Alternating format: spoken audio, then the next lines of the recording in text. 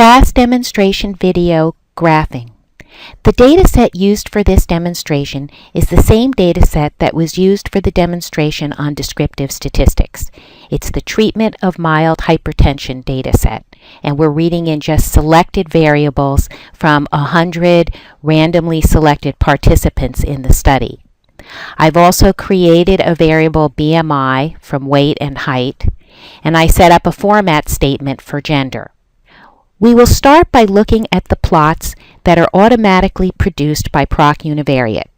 With the plot statement that's used as an option, Proc Univariate produces text-based graphics, Boxplot, stem and leaf, and a normal QQ plot.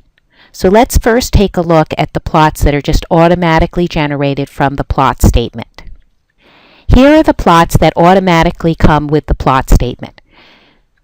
As you see, Proc Univariate does produce a lot of output, and at the very bottom, the last page of output is their plots that look at whether your variable might be normally distributed. So here we're shown a stem and leaf plot, we're shown a box plot, and we're shown a normal probability plot. And if we look at this stem and leaf plot for the variable BMI, we see that it appears that the distribution is bimodal with two peaks. So it does not look like the data is totally normally distributed.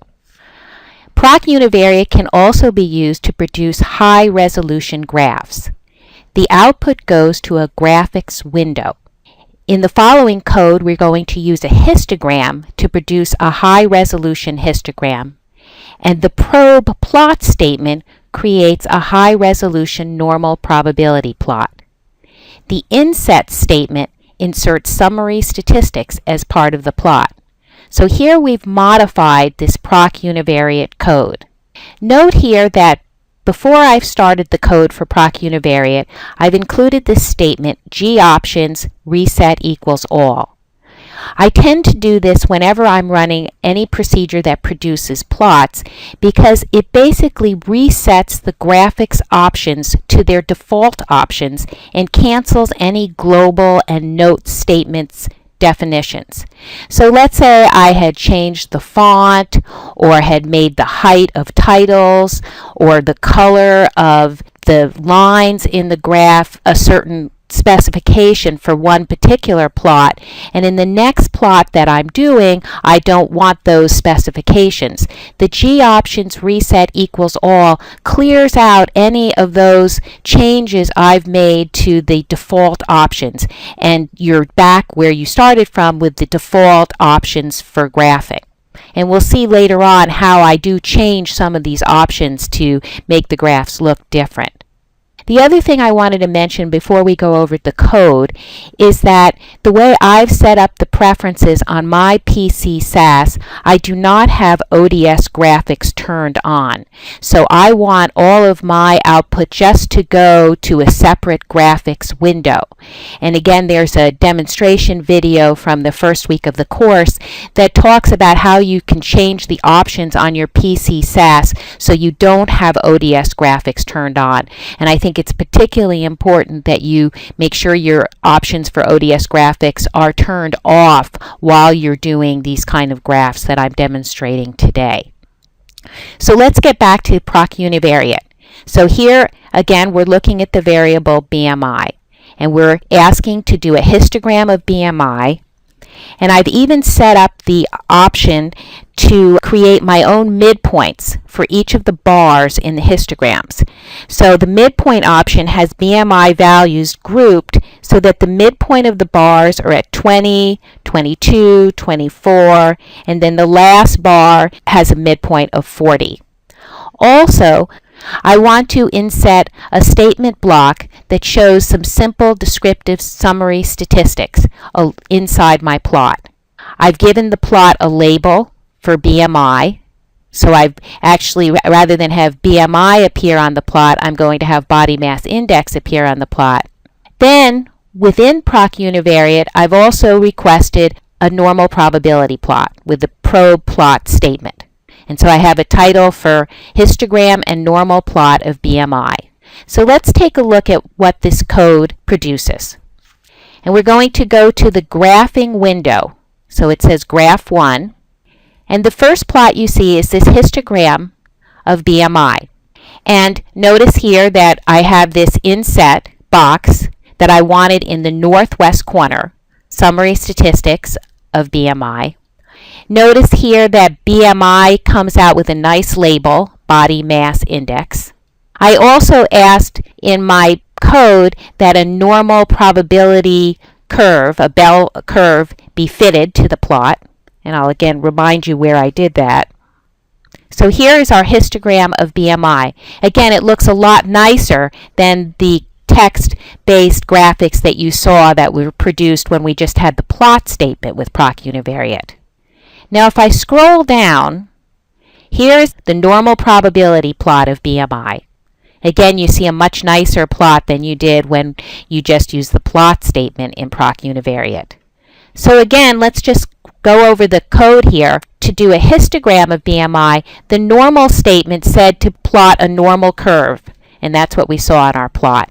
We wanted our inset in the northwest corner, so the position equals NW. So we wanted the little box to appear in the northwest corner. And we had a little header for it, summary statistics. With the probe plot statement, we created a probability plot. Normal creates a normal probability plot and is the default, but you could have created other probability plots for other probability distributions.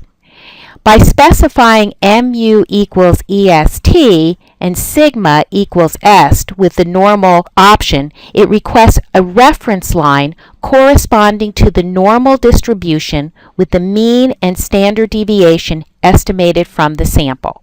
So let's once more look at the plots that were just created. Here is our normal probability plot, and if I scroll back up, here is our histogram with our summary statistics in the northwest corner of the plot. Proc G-chart allows us to create bar charts. Once again, I had the G options reset equals all so that I cancel any of the specifications I made from my proc univariate code. I'm now interested in looking at the frequency of observations from each clinic that participated in the study. So I want to know how many participants there were in each clinic in the study. Here we have proc G-chart, V-bar clinic. So we want a vertical bar chart of clinical center. Frequency is going to be the default for the height of the bars. So let's run this and see what happens. So here we have a vertical bar chart of clinic center. And so it's telling us the number of participants from each clinic center.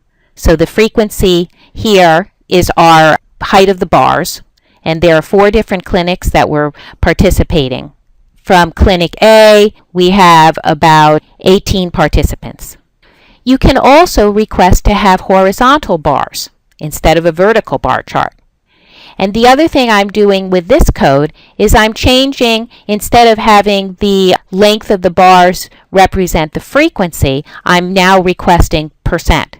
So what percent of participants are from each clinic center? So let's see what happens when we look at this code. And again, we scroll down. SAS always appends its output to the bottom of the window. And here, when we request a horizontal bar chart, notice we get some additional information that we didn't get before. It automatically, by default, shows us the frequency, the cumulative frequency, the percentage, and the cumulative percent. So it looks like the output you would see if you had done a proc freak tables clinic. It just automatically generates that when you request a horizontal bar chart. And notice here that our x-axis is percent rather than when we saw the vertical bar chart with frequency being the default. Now let's say we wanted to make this bar chart a little bit more attractive. So we want to add some labels and some axes so that it appears a little bit more attractive for display purposes. So the first thing I'm going to do is I'm going to give a label percentage of participants. I want to rotate clinical center so it appears along the y-axis and looks aligned with the y-axis.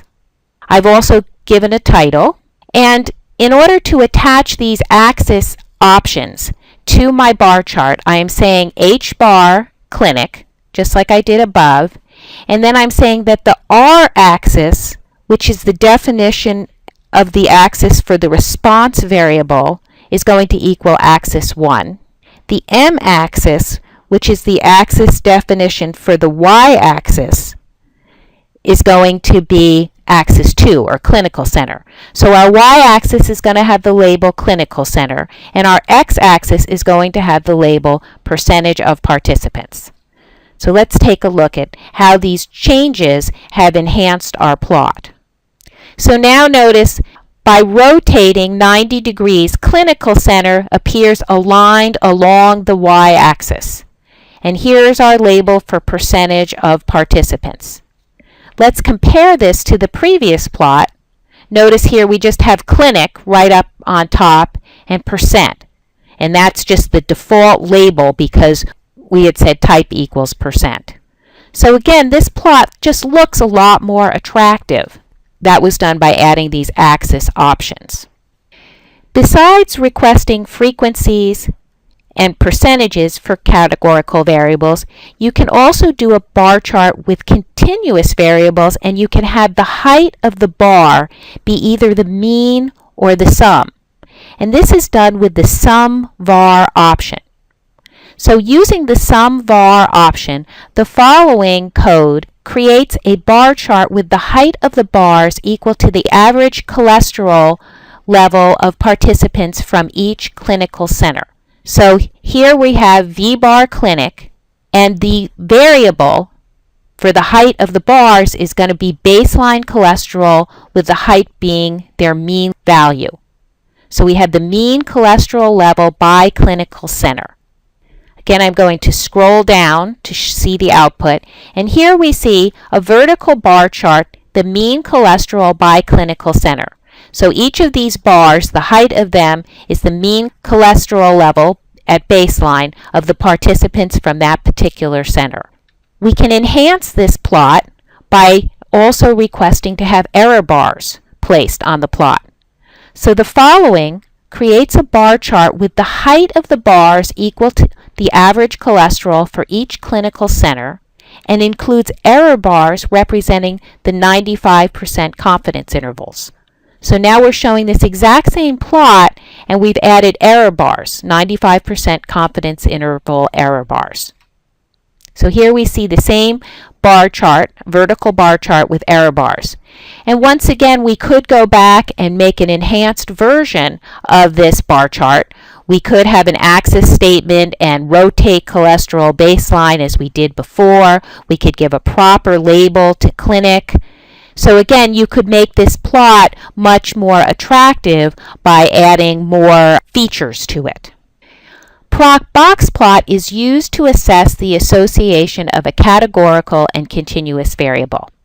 You need to sort your data before running Boxplot. So you need to first sort the data by the categorical variable.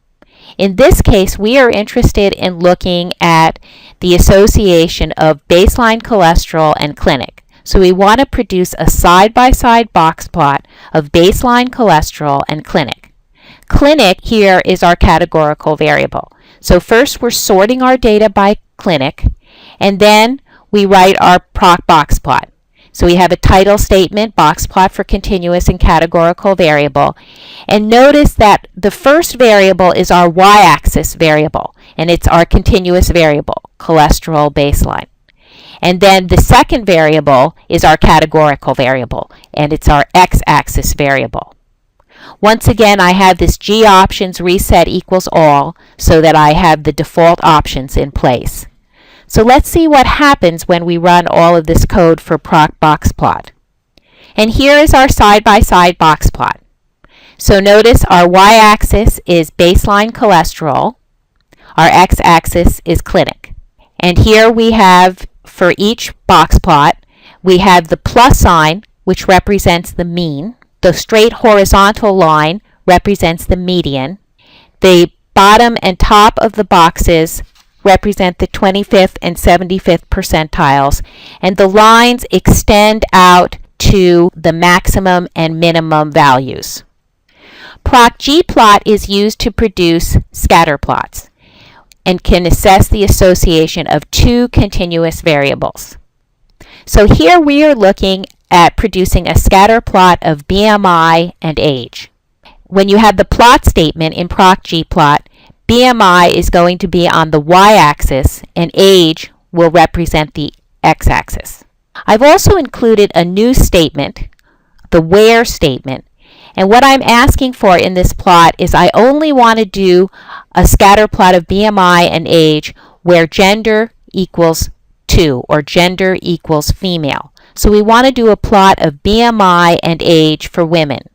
And the where statement is a very useful statement to use in procedures when you want to select out just a specific group. And so you can use this where statement in any of the statistical or graphing procedures. So let's see what our scatter plot looks like. So here we have a plot of BMI and age for women only. We have BMI on the y-axis and age on the x-axis. Now let's do some different things with this plot. So now we're going to specify a plotting symbol. In the first plot, we just went with the default options. Now we're going to specify that we want our plotting symbol to be a dot that's black. And we do this with a symbol statement. So we have this symbol 1, color equals black, value equals dot. And then we have the exact same code, and this symbol statement is going to now be in place for this particular plot. So here we have the exact same plot as we did before. This was the default options with these little pluses, blue pluses. And here we see it where we specified a plotting symbol of a black dot.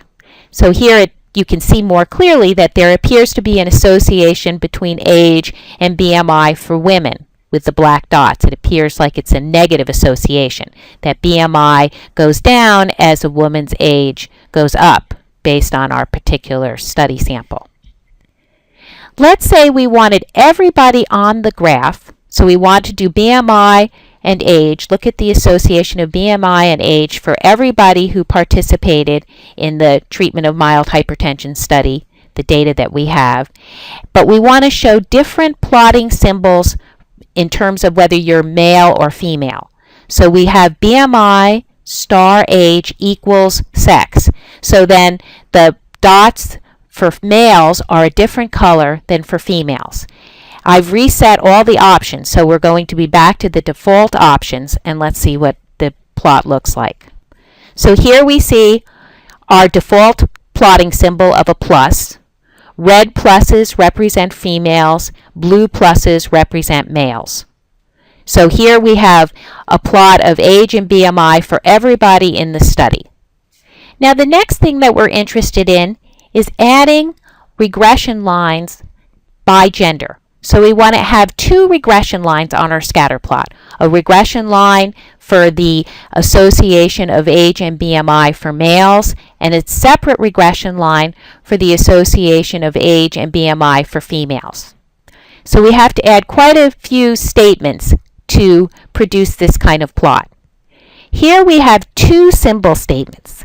Symbol 1, and the 1 means to assign the options that follow to the first sorted variable name that is to be plotted. So symbol 1 is going to be attached to males, and we want for males the value of the points, or how the points are going to appear, are as stars that are black. And then we want to add an interpolation of a regression line. RL equals a regression line, and we want the line to equal 1. We want a solid black regression line. For females, symbol 2, we want the points on the plot to be circles that are red. We also want an interpolation line for females, so we're asking for an interpolation equal to RL for a regression line, and line equals 2. Now the line option, line equals 1, is a solid line. If you set line equal to 2, anywhere up to 46, SAS is going to produce some kind of dashed line. The option interpol actually means interpolation. So we could have requested other kinds of interpolation lines to be placed on this graph. But for now, I'm going to show you how SAS uses this option and places a regression line on the graph. Before I run the code, I also want to point out that I've created two axis statements. The first one, axis 1, I want to attach to the vertical axis, and I want body mass index rotated 90 degrees, so it's along the vertical axis. I've given it a font and a height. For my x-axis, I've given the label age in years and a font and a height. So let's run all of this code and now see what the plot looks like. Pretty nice looking, huh? We have linear regression lines for gender. Males are shown with black stars. Females are identified with red zeros or little red circles. We have a dashed regression line for females in red and a black solid line regression line for males. Just looking at the plot, you can see that there appears to be a stronger association between age and body mass index for females than for males. And here we have our key telling us that the black solid line with the stars are males. The red dashed line with the little circles are females.